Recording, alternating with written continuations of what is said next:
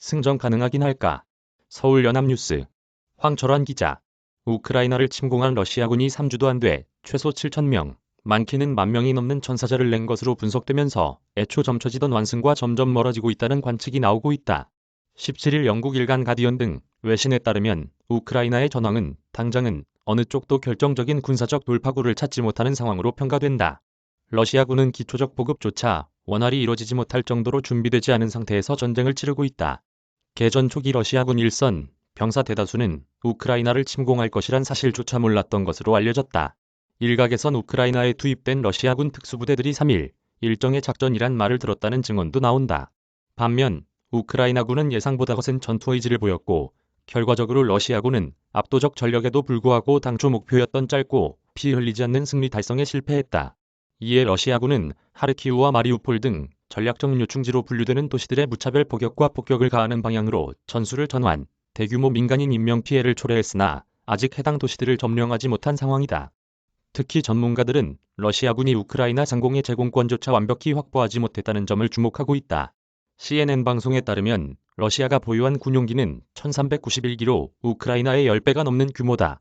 군용 헬리콥터 전력은 948기 대 55기로 더욱 큰 차이가 난다. 전문가들은 러시아군의 준비가 미흡했던 탓도 있지만 우크라이나가 정보전에서 앞서 전쟁 초 러시아군이 가한 일제 공격의 피해를 최소화한 결과일 수 있다고 분석했다.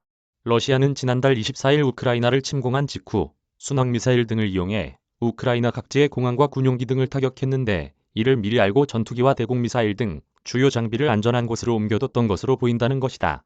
결과적으로 우크라이나는 항공 및 방공 전력을 상당 부분 유지한 것으로 관측되고 있다. 여기에 더해 서방에서 휴대용 대공미사일마저 대량으로 지원받아 러시아 항공기들을 위협하고 있다. 영국 국방, 안보 싱크탱크 왕립합동군사연구소의 공군 전문가인 저스틴 브롱크는 감당할 수 없는 규모의 손실 없이 의미 있는 제공권을 확보할 수 있다고 보지 않는다고 말했다. 그러나 그런 상황이 우크라이나의 승리를 의미하지는 않는다는 게 전문가들의 진단이다. 전투 의지가 높다고는 해도 병사 수만 15만에 이르는 러시아군과의 전력차를 극복하기엔 역부족이어서다. 우크라이나 북부 지역에서 러시아군 공세를 대부분 꺾으며 상당한 성과를 냈지만 남부 지역에서는 여전히 밀리고 있다. 일부 전문가들은 이로 인해 우크라이나가 패배할 수밖에 없는 상황에 몰릴 수 있다고 분석했다. 루지 소속 전문가 샘 크렌예번스와 시다르스 카우셜은 크림반도의 러시아군이 드니프로강을 따라 북상하고 하르키우를 우회해 남진한 다른 부대들이 합류를 시도하면서 우크라이나 동부 방면군의 상황이 갈수록 위태로워지고 있다고 지적했다. 이들은 만약 러시아군이 동부에 포진한 우크라이나 주력 부대를 포위하는 데 성공한다면 우크라이나는 항전할 여력을 상실한 채 패전할 수밖에 없다고 분석했다. 그런 가운데 러시아와 우크라이나는 지난 14일부터 며칠째 4차 평화협상을 진행 중이지만 당장 협상이 타결되긴 어려워 보인다.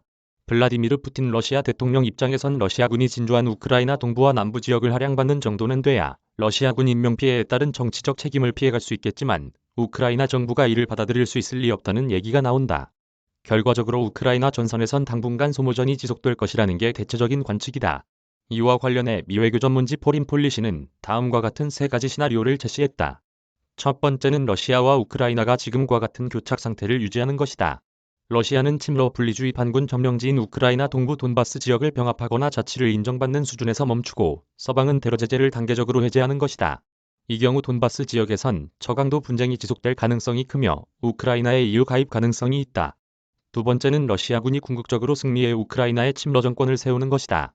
하지만 이번 전쟁에서 우크라이나 국민이 보인 저항의 정도를 고려할 때 이런 시나리오가 현실화한다면 우크라이나에선 장기적으로 심한 내란이 벌어질 가능성이 크다.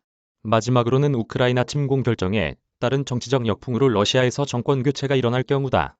이 경우 러시아의 새 지도자는 푸틴 대통령의 이너서클에서 나올 가능성이 가장 높지만 이 과정에서 피비린내 나는 권력 투쟁이 벌어질 가능성이 크다고 FP는 진단했다.